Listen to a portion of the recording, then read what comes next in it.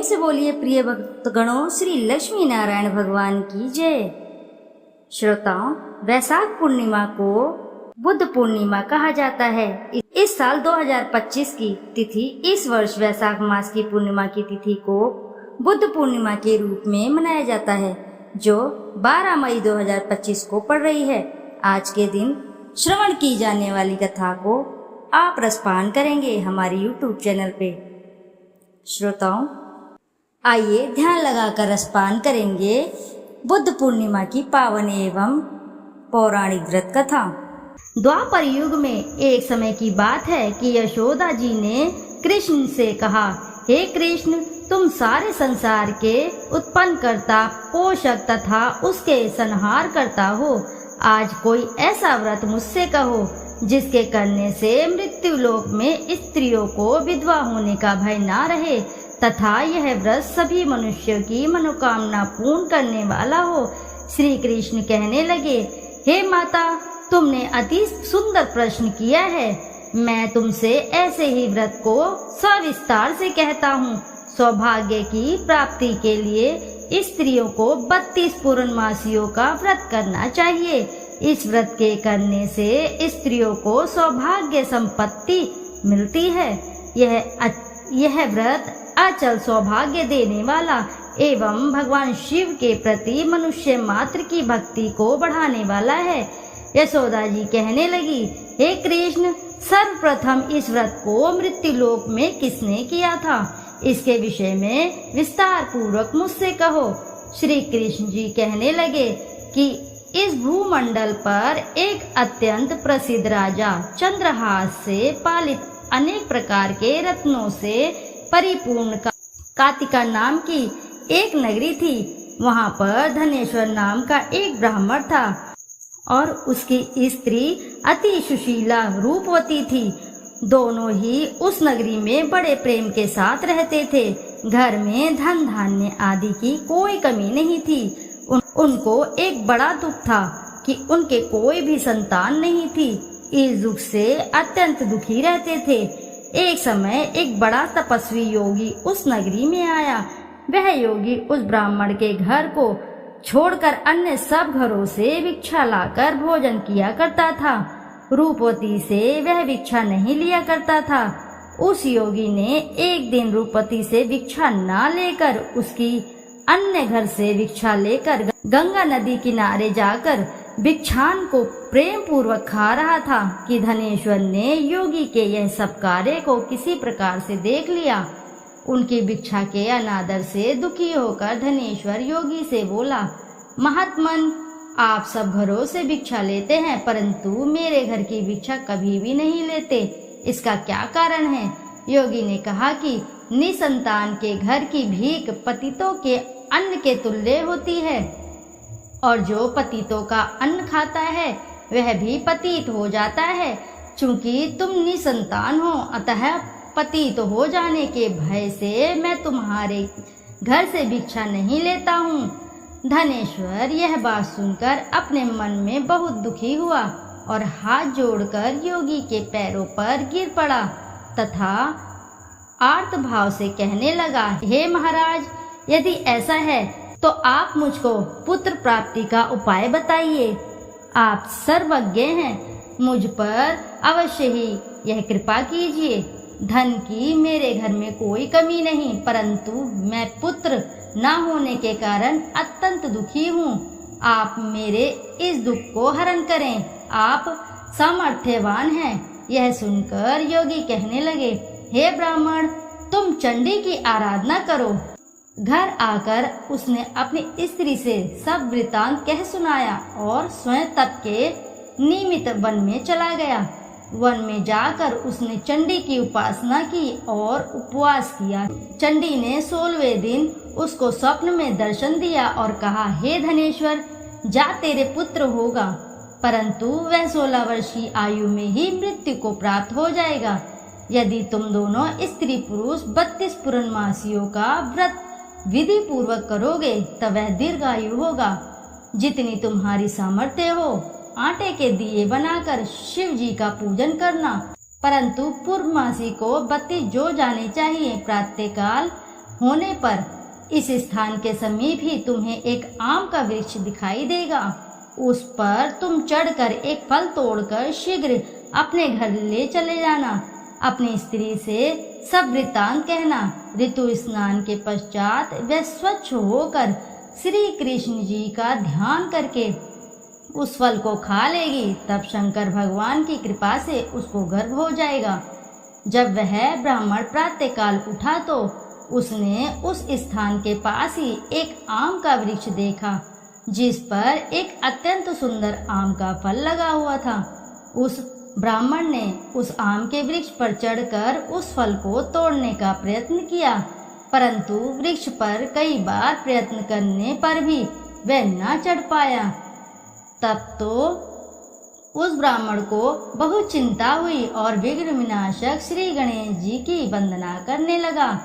हे दयानिधे, अपने भक्तों को विघ्नों का नाश करके उनके मंगल कार्य करने वाले, दुष्टों का नाश करने वाले, रिद्धि सिद्धि के देने वाले आप मुझ पर कृपा करके इतना बल दें कि मैं अपने मनोरथ को पूर्ण कर सकूं। इस प्रकार गणेश जी की प्रार्थना करने पर उनकी कृपा से धनेश्वर वृक्ष पर चढ़ गया और उसने एक अति सुंदर आम का फल देखा। उसने विचार किया कि जो वरदान से फल मिला था वह यही है और कोई फल दिखाई नहीं देता। उस धनेश्वर ब्राह्मण ने जल्दी से उस फल को तोड़कर अपनी स्त्री को ला कर दिया और उसकी स्त्री ने अपने पति के कथन अनुसार उस फल को खा लिया और वह गर्भवती हो गई। देवी जी की असीम कृपा से उसे एक अत्यंत सुंदर पुत्र प्राप्त हुआ, जिसका नाम उन्होंने देवीदास रखा।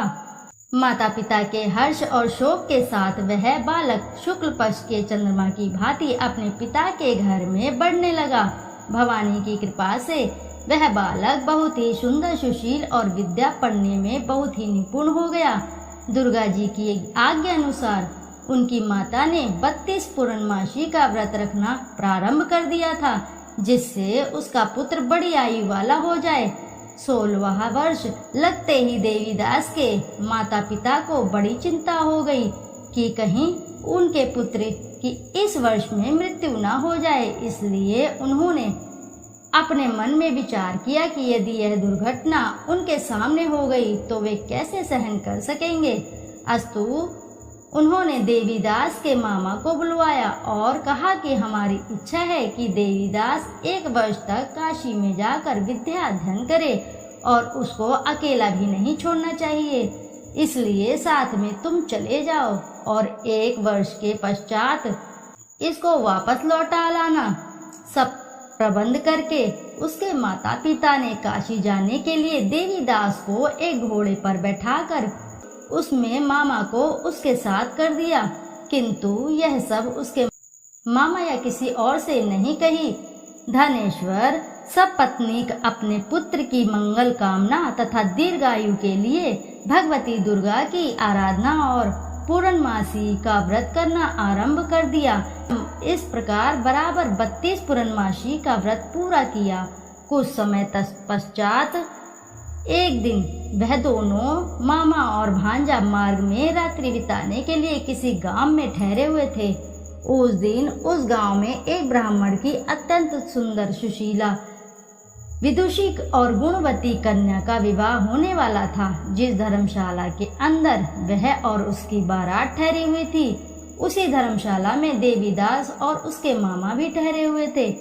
संयोगवश कन्या को तेल आदि चढ़ाकर मंडप आदि का कृत्य किया गया तो लग्न के समय वर को धनुर्वात हो गया। अस्तु वर के पिता ने अपने कुटुंबियों से परामर्श करके निश्चय किया कि यह देवीदास मेरे पुत्र जैसा ही सुंदर है, मैं इसके साथ ही लग्न करा दूं और बाद में विवाह के अन्य कार्य मेरे लड़के के साथ हो जाएंगे।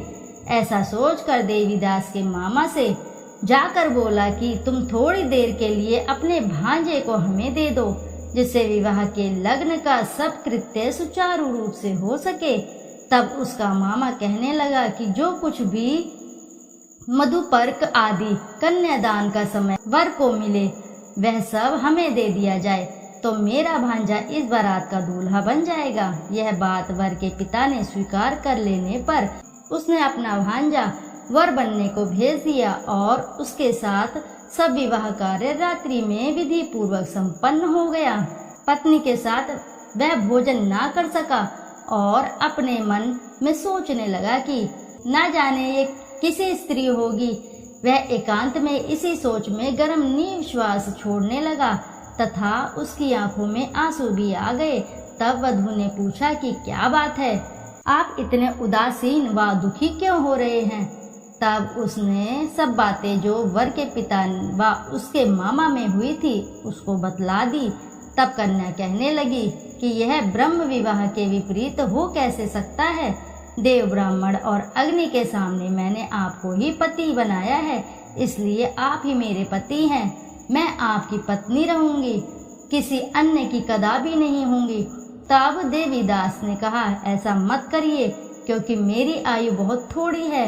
मेरे पश्चात आपका क्या गति होगी, इन बातों को अच्छी तरह से विचार कर लो।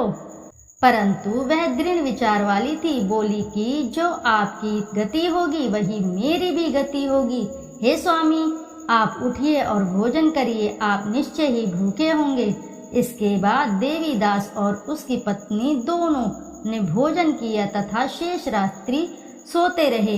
प्रातःकाल देवीदास ने अपनी पत्नी को 3 नगों से जड़ी हुई एक अंगूठी दी, एक रुमाल दिया और बोला, हे प्रिय, इसे लो और संकेत समझकर स्थिरचित हो जाओ। मेरा मरण और जीवन जानने के लिए एक पुष्प वाटिका बना लो, उसमें सुगंधी वाली एक नवमल्लिका लगा लो, उसको प्रतिदिन जल से सींचा करो और आनंद के साथ खेलो कूदो तथा उत्सव मनाओ।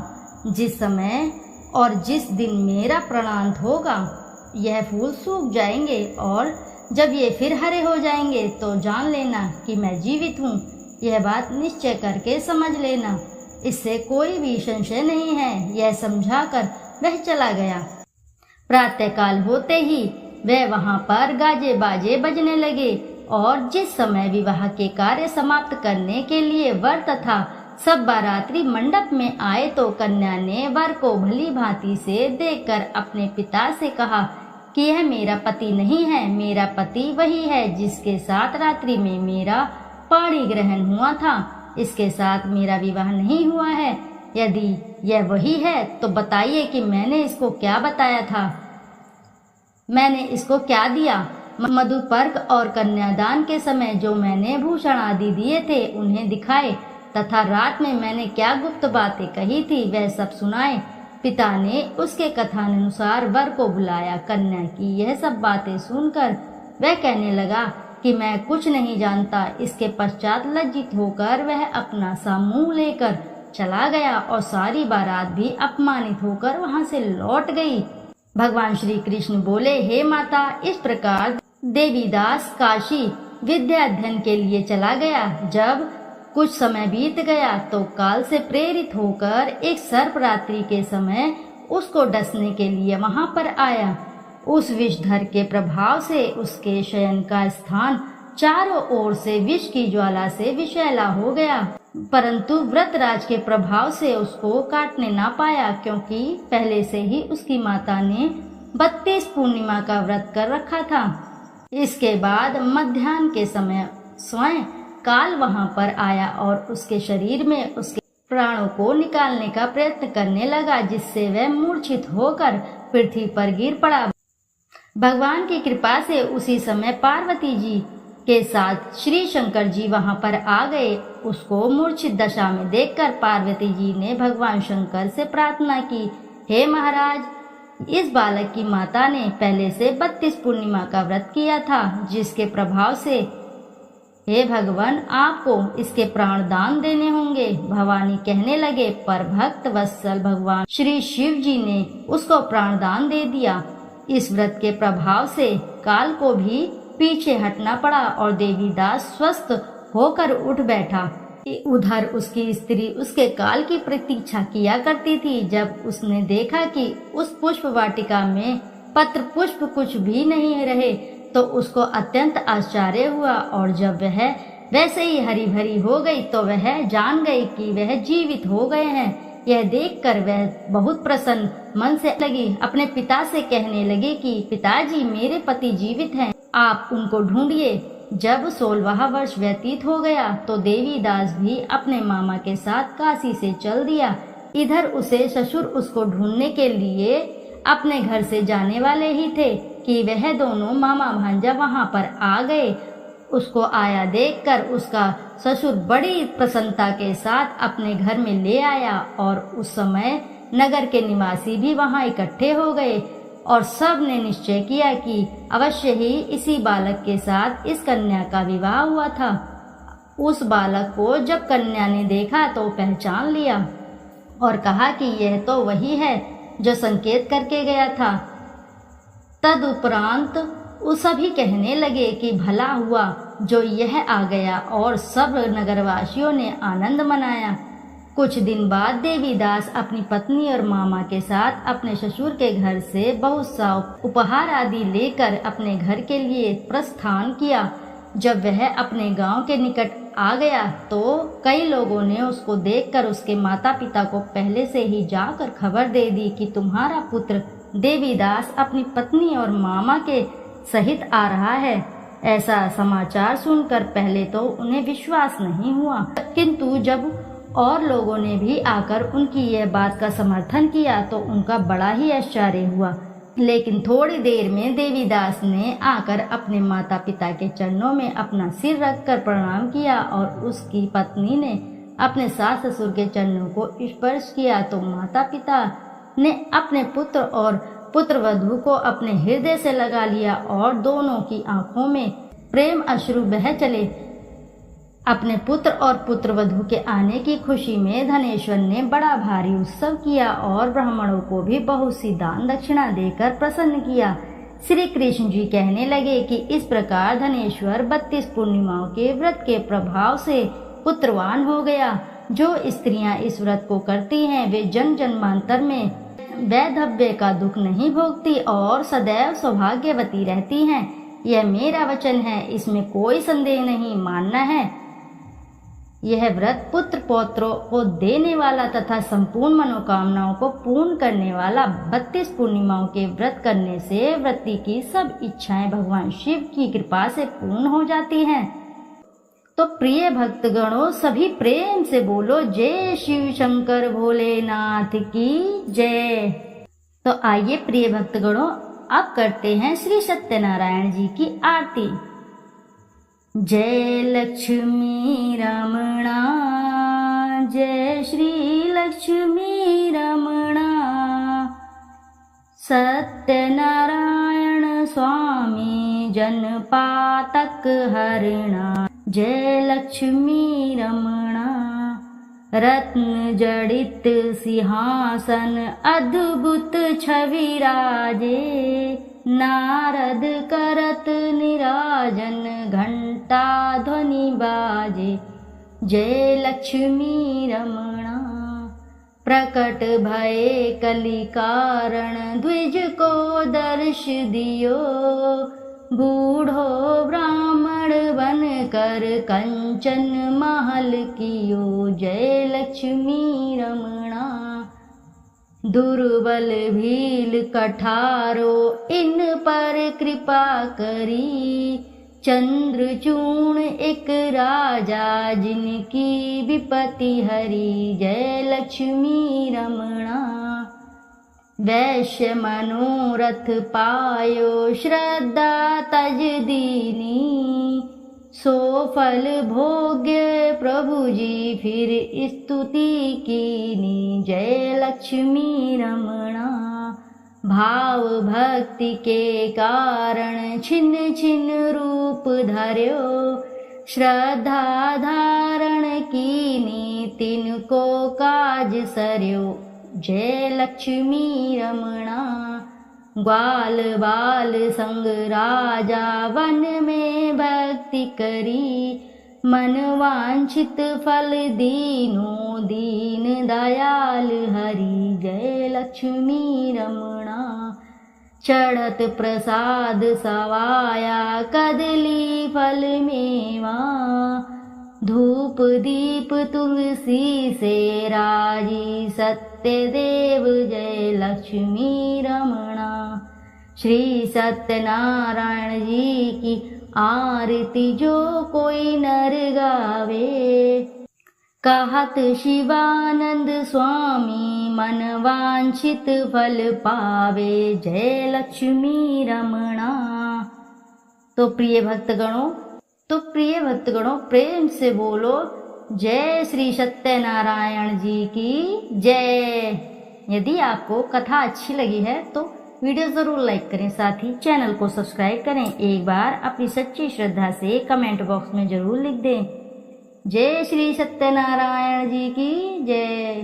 फिर मिलते हैं आप ऐसी ही किसी कथा कहानी में, जब तक के लिए नमस्कार।